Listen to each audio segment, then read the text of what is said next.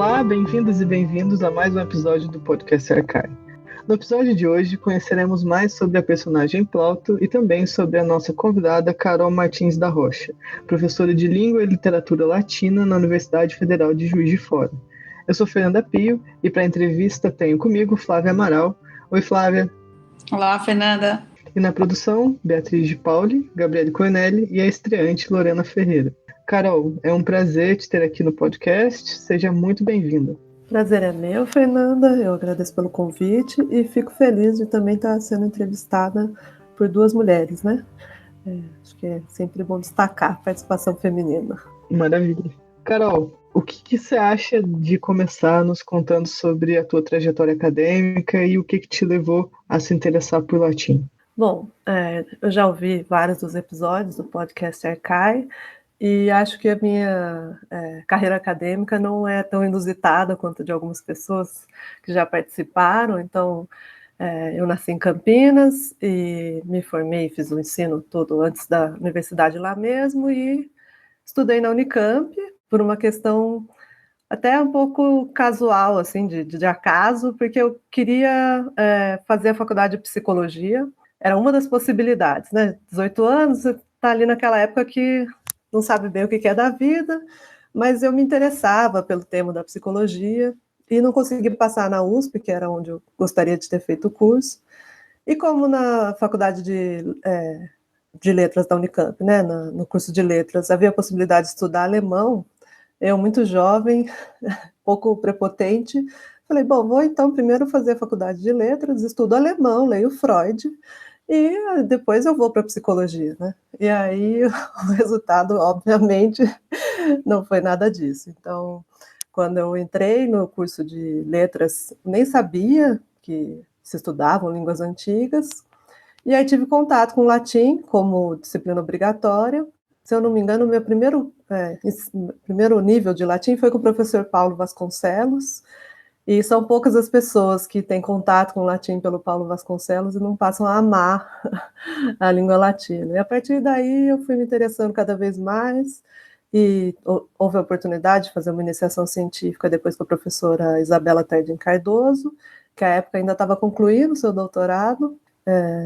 Então, eu dei início às pesquisas sobre Plauto, também influenciada pelo método que a gente que era adotado e ainda é adotado era adotado naquela época e ainda é adotado na Unicamp, que é o Aprendendo Latim, né? Depois tive até a oportunidade de participar da tradução do método, quando ele foi traduzido do inglês para o português, e as primeiras unidades tratam de Plauto. Então, foi ali o meu primeiro contato com a obra de Plauto, de maneira adaptada, claro, voltada para o ensino da língua, mas já tendo conhecido um pouco de algumas peças que aparecem ali, eu comecei a desenvolver essa iniciação científica com a professora Isabela Cardoso, depois fui para o mestrado, aí fiz uma pequena pausa entre o mestrado e o doutorado, e depois concluí o doutorado, tudo na Unicamp. Então não teve nenhum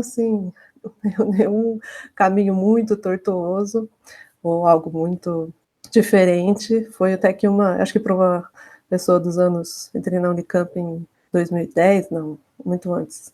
Enfim, ali dos anos 2000, tive um percurso tranquilo, assim. Muito bom, Carol. É realmente um prazer poder escutar um pouco sobre a sua trajetória e, né, como você já antecipou, você, né, fez a sua carreira aí, acadêmica na Unicamp, né? Mas, assim, se a gente olhar as suas publicações, os seus temas de pesquisa, né, o seu mestrado, doutorado e suas produções acadêmicas recentes, gravitam em torno da temática de gênero, né, que é um tema em destaque, tanto no Brasil quanto fora, e a gente gostaria de saber o que te atrai nesse tema e como ele pode nos auxiliar a melhor compreender o mundo antigo, também por esse viés.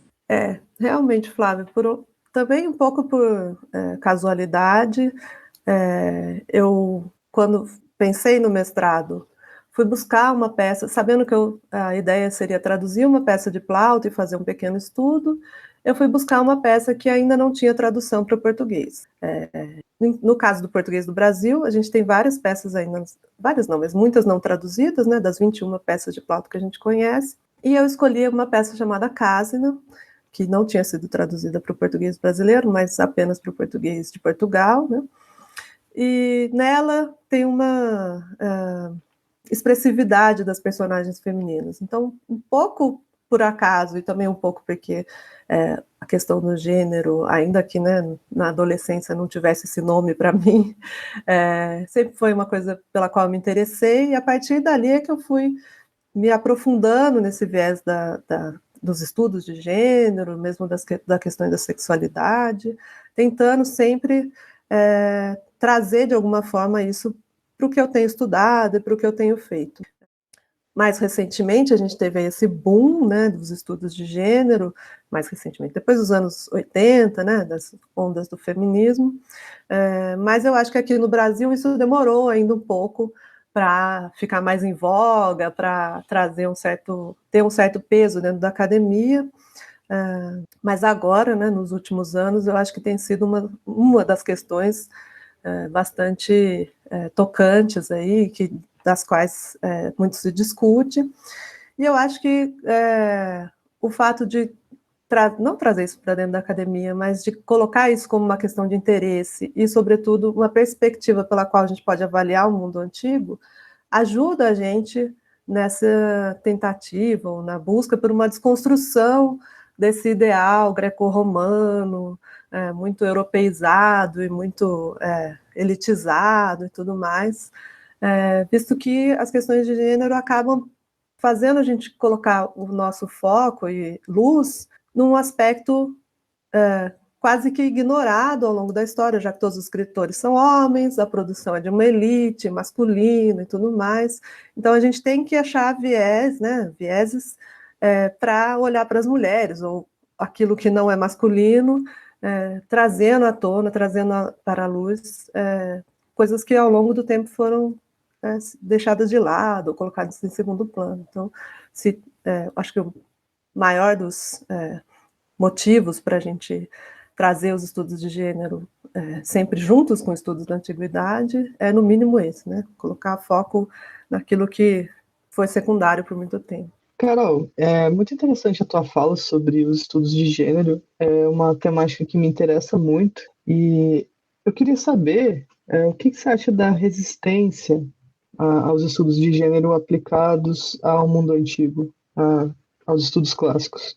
Como que a gente pode driblar ou pensar em como começar a combater essa resistência? Essa é uma pergunta difícil, Fernanda. Eu acho que, como tudo que desestabiliza aquilo que sempre foi muito sólido, né? Então, lidar, por exemplo, com um aspecto unicamente textual de toda a produção que a gente tem, nos coloca num lugar relativamente seguro, né? A gente não tem que pensar em sujeitos, em condições de produção.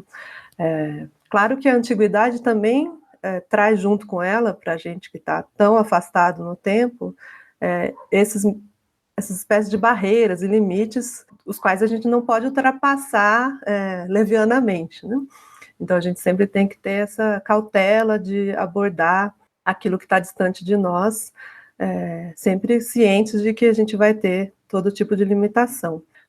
Mas eu acho que essa resistência, se ela ainda existe, né, ela não vai persistir por muito tempo, porque eu acho que está evidente, talvez no Brasil nem tanto, porque a gente não tem uma realidade, por exemplo, como a dos Estados Unidos, em que, pelo menos eu quero acreditar, né, que a gente não tem essa realidade dos estudos clássicos servindo a um discurso da direita, muito conservador e muito extremista, como, ao que eu sei, é o que acontece por lá.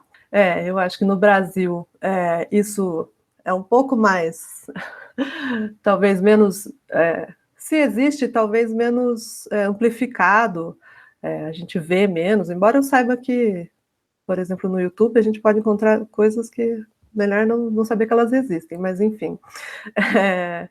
Mas eu acho que aqui no Brasil a academia, talvez pelo próprio fato de a gente ser um país não central, a gente está sempre correndo atrás disso que pode ser chamado um prejuízo, né? Então a gente acaba entrando mais, assim, aderindo mais, não facilmente, mas aderindo mais a essas perspectivas menos centralizadoras. Então, eu acho que, pelo que eu estudo e vejo, essas perspectivas desconstrutivistas e decolonialistas, elas nos servem, elas nos ajudam, porque a gente já não está nesse lugar de fala, que vou usar essa expressão muito, já muito banalizada, mas esse lugar de fala de donos da cultura greco-romana, ou herdeiros, acho que a gente não se vê assim, né?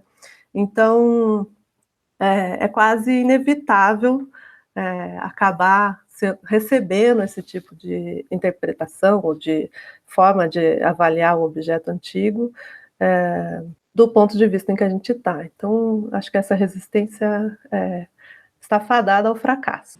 Bom, mas Carol, só para a gente arrematar esse tema, antes da gente te fazer uma outra pergunta também sobre a sua trajetória, haveria um jeito certo ou errado de se fazer, então, os estudos de gêneros dentro dos estudos clássicos? Existe uma orientação mais acertada? Como que você vê isso?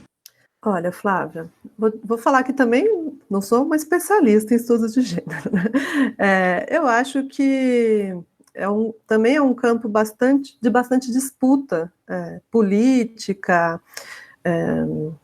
dado, né, por o fato do seu objeto serem as mulheres, que é uma longa discussão aí, os movimentos feministas se debatem e debatem sobre o tema há muito tempo. É difícil encontrar uma perspectiva, não digo nem correta, mas que seja mais aceita ou menos polêmica, dito desse modo.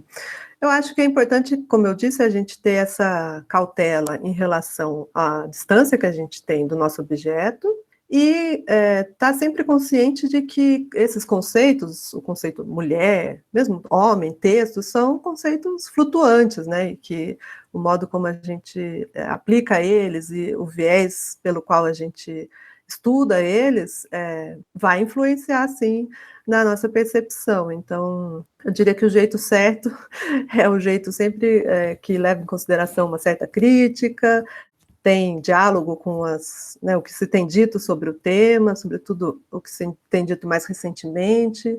Então, acho que é o jeito, sempre afinado com a bibliografia e procurando estar atento ao que vem aparecendo, né, de maneira crítica também. Não sei se essa é a fórmula, mas enfim. Carol, você é editora desde 2017 da Honor, a revista de estudos clássicos e tradutórios. Você pode falar um pouco sobre a tua experiência como editora, como que você vê essa atividade de edição de periódicos na área de estudos clássicos? Posso sim. Eu tenho muito prazer na atividade da edição da revista, embora seja uma atividade muito trabalhosa. Quem já tiver trabalhado com isso não tem como discordar, porque é um trabalho constante, é um trabalho assim, de formiguinha e de ficar o tempo todo fazendo uma coisa que talvez tenha fruto lá na frente e que é muito pouco reconhecido, né? Infelizmente, a gente não tem um retorno, talvez, bom, pelo menos no meu caso, o retorno é sempre o reconhecimento dos colegas, das pessoas que entram em contato comigo e dizem que adoram a revista, muitas pessoas que eu nunca nem vi, e aí eu fico até, nossa, que bom, né? Mas eu acho que na área de estudos clássicos a gente tem o privilégio, talvez, não sei se é privilégio, mas a vantagem de ter um número não muito grande de periódicos dedicados unicamente ao tema, né? Então a gente acaba tendo recebendo uma produção que, pelo menos na minha experiência na Honor, é mais qualificada, então tem essa vantagem de não ter que ficar rejeitando textos recorrentemente, que eu acho que é uma coisa muito chata, mas é um aprendizado muito grande. Assim, eu aprendi muito sobre lidar com os colegas, pensar a longo prazo, né, já que a revista é uma coisa que você está fazendo hoje para frutificar lá na frente.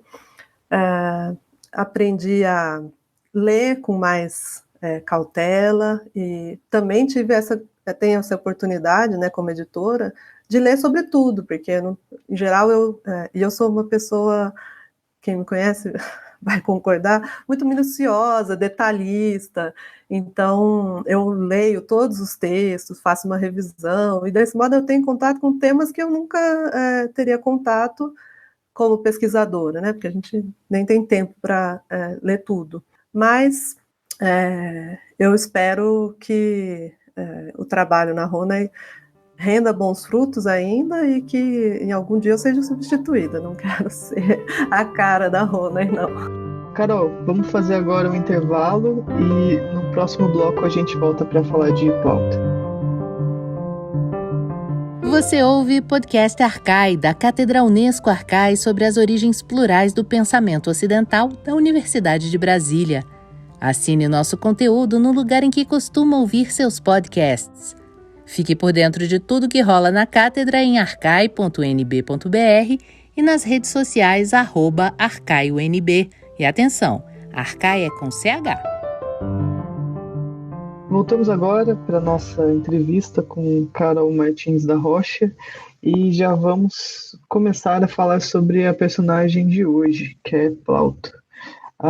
Carol, faz uma breve apresentação dessa personagem, o que se sabe sobre ele. Joia, Fernanda, vou tentar ser breve, porque depois que a gente estuda o mesmo autor por tanto tempo, a gente acaba, né, vira o maior fã do autor e fala dele sem parar. Mas Plauto, então, foi um comediógrafo que viveu entre o século III e II a.C.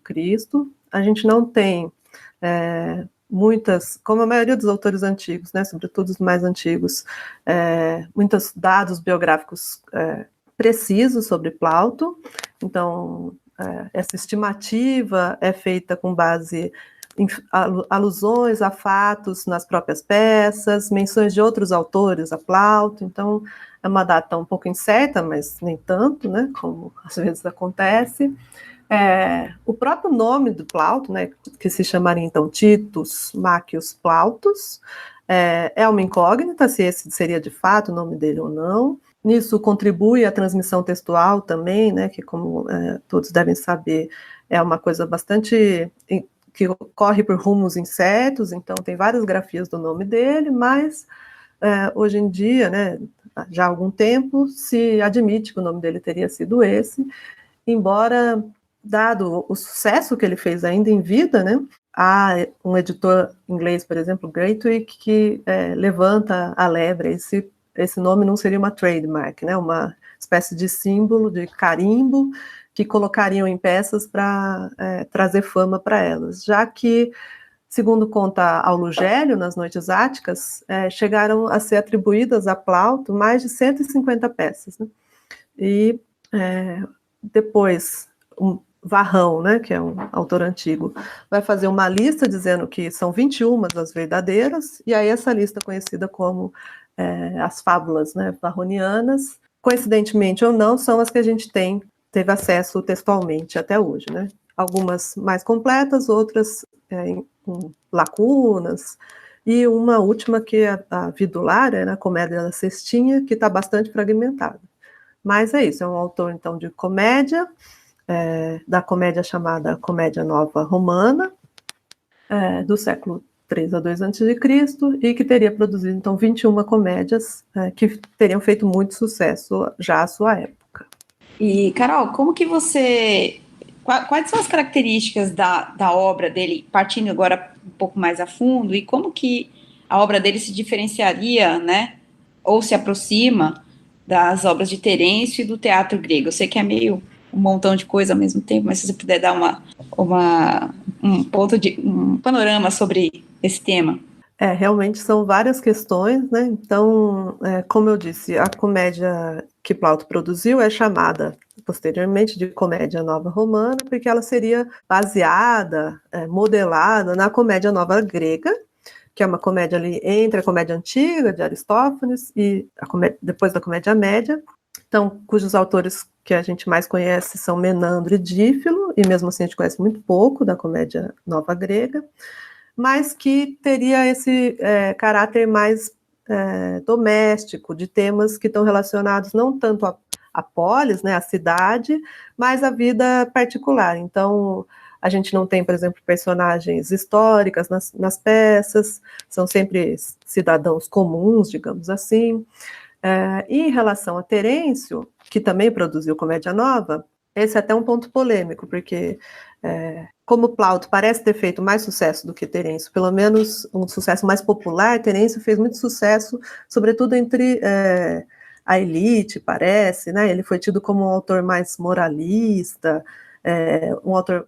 um melhor autor do que Plauto. Plauto foi tido como um autor de sucesso, mas entre a população de gosto duvidoso e tudo mais. Então, as peças dele se parecem bastante, as peças de Plauto e Terêncio, em relação aos temas, ao desenvolvimento, mas Terêncio que é um pouquinho posterior a Plauto no tempo. Para alguns teria elevado essa Comédia Nova, tornado mais sutis alguns elementos, menos escrachados, como seria em Plauto, então ela seria um pouco mais refinada. Do ponto de vista de outros, tão refinada a ponto de não ser bem recebida pelo público, ser uma coisa um pouco mais elitizada, digamos assim.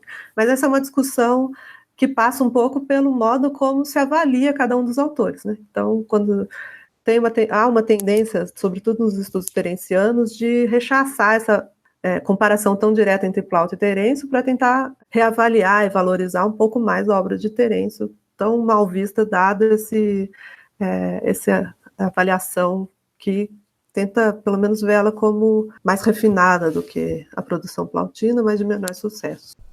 Carol, muito interessante esse tópico e me faz pensar sobre o público. Quem era o público que assistia a comédia de Plauto? Essa pergunta, Fernando, também é difícil de responder. Eu brinco, falo que com os autores antigos, se a falta de evidências nos dá quase total liberdade, porque afinal de contas nada prova o contrário, mas nada prova o que a gente está querendo apontar também, né?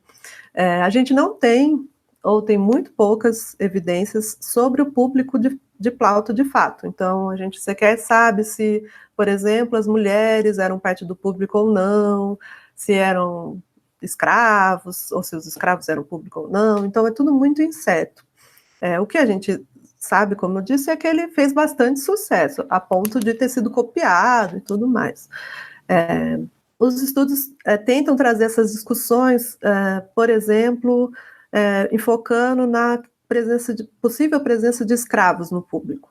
Então, uma das questões é, será que os escravos se identificariam com os escravos do palco? Pensando nessa questão de uma certa subversão da moral, né, no palco. Então, o momento em que os escravos se colocam como senhores dos seus donos, né, então eles que mandam, eles que enganam os donos.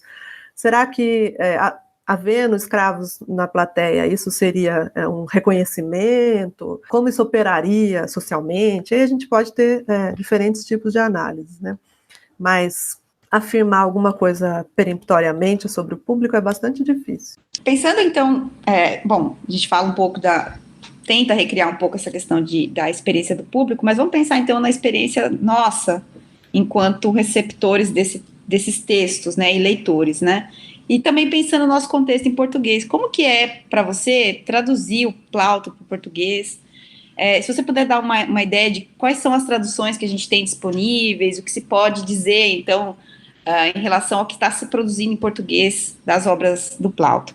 Bom, Flávia, a questão da recepção do texto, né, algo que também tem uma longa história, né, então o texto de Plauto passou por diferentes, como todo autor, né, diferentes fases de estudos, digamos assim. Um pouco mais recentemente, se a gente pensa, né, na amplitude da história dos estudos, é que se trouxe esse aspecto da representação mais à tona.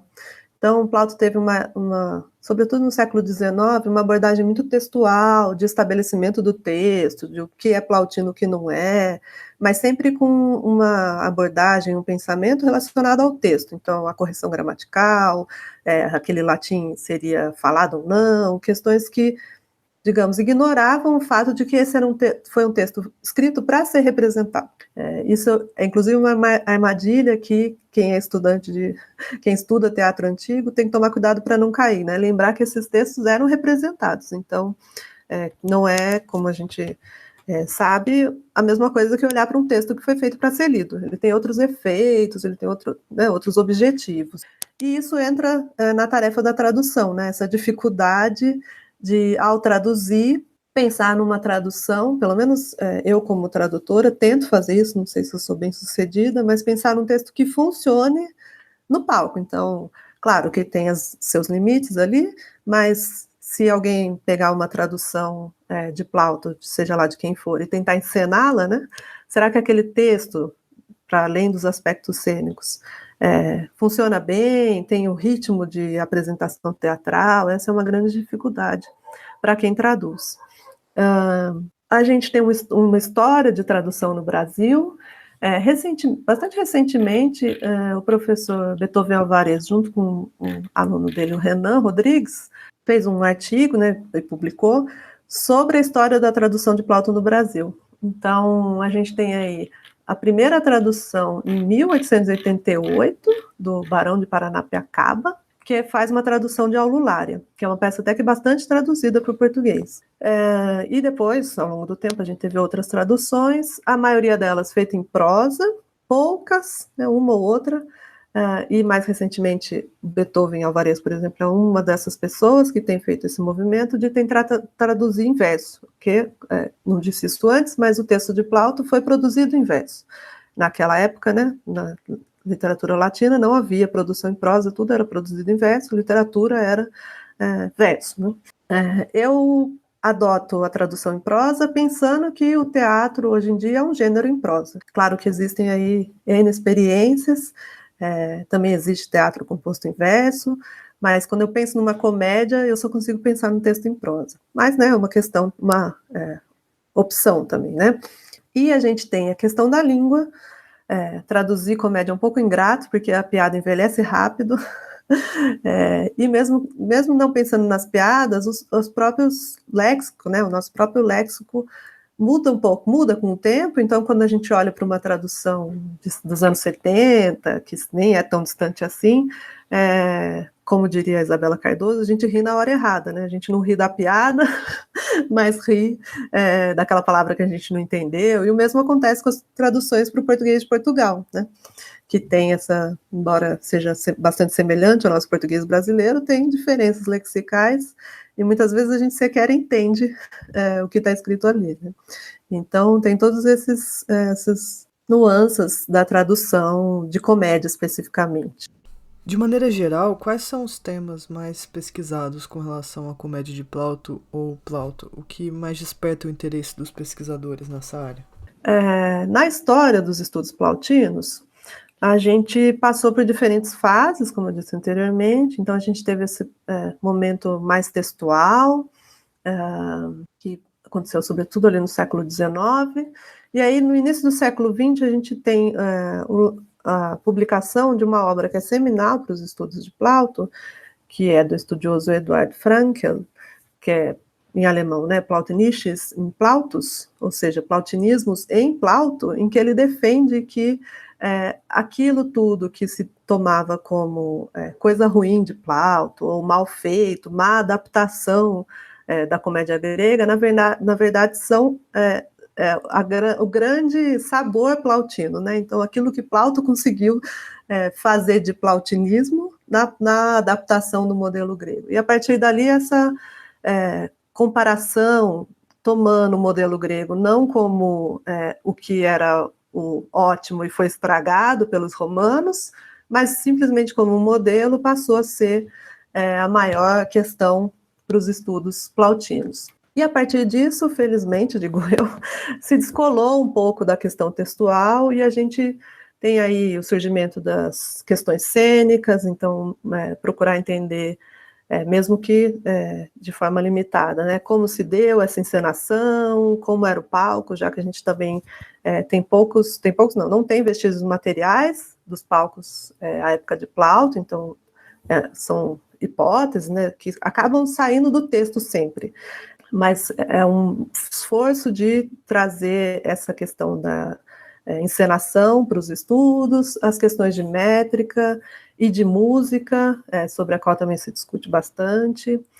E um conceito-chave que entrou nos estudos de Plauto ali por volta da década de 80, dos anos 1900, que é o conceito de metateatro, né? Então, essa espécie de metalinguagem sobre o próprio teatro. Então, aí tem uma longa discussão se isso representa uma consciência de que o teatro é fingimento, se isso é uma consciência de que existem diferentes níveis de consciência teatral, quais são os efeitos disso, é uma longa discussão, mas essa tem sido uma tópica bastante recorrente nos estudos de Plauto, e mais recentemente, esses estudos, não diria sociológicos, mas que levam em consideração outros aspectos, então os estudos de gênero, a questão dos escravos, a própria questão da guerra, por exemplo, peças que tratam de guerra, já que os temas abordados ali nas peças,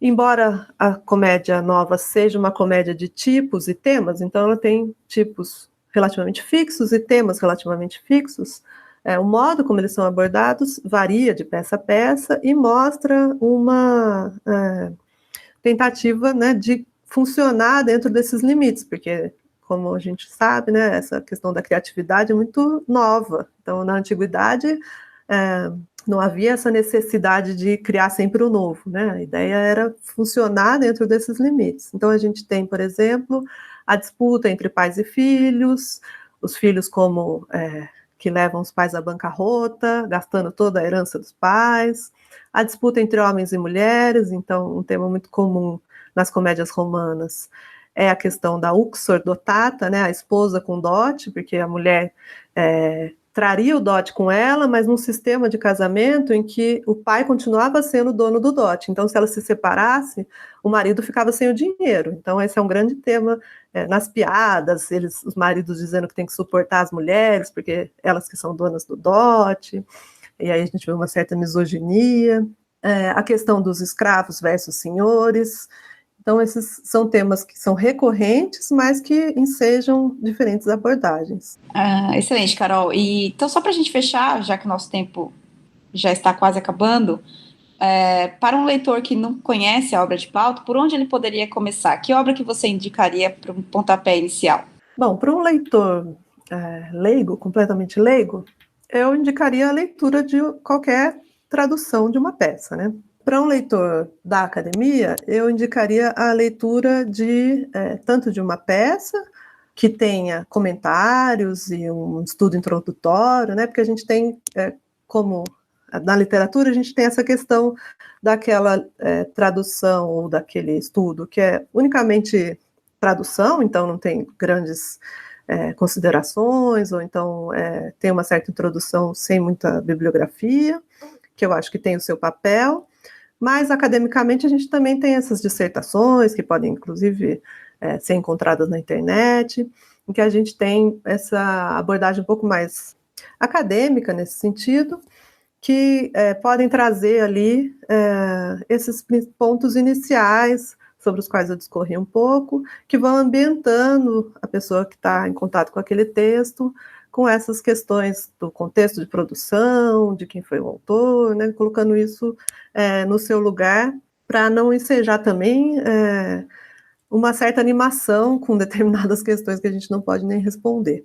Bom, eu não vou perder a oportunidade, já que não são muitas, de indicar a minha tradução, que foi publicada, né, então eu traduzi a peça Casna no mestrado, e depois, em 2003, eu acho, ela foi publicada, ou 13, já nem tento lembrar da data para não perceber que faz tanto tempo assim, mas enfim, foi publicada pela editora Mercado de Letras, então ela está disponível à venda, mas a gente tem a tradução da professora Isabela Cardoso de Estico, a gente tem a tradução da Lilian Nunes da Costa da peça Anfitrião, e mais recentemente a tradução do Leandro Cardoso, também da peça Anfitrião, mas em versos. De Terêncio, a gente teve a publicação do professor Rodrigo Gonçalves, dos Adelfos, então a gente tem uma série de traduções publicadas, né? Recomendaria qualquer uma delas, que acho que é diversão garantida. Infelizmente chegamos ao final do nosso episódio, a conversa estava muito boa, mas precisamos ficar por aqui. Carol, muito obrigada pela participação, foi um prazer te ter aqui.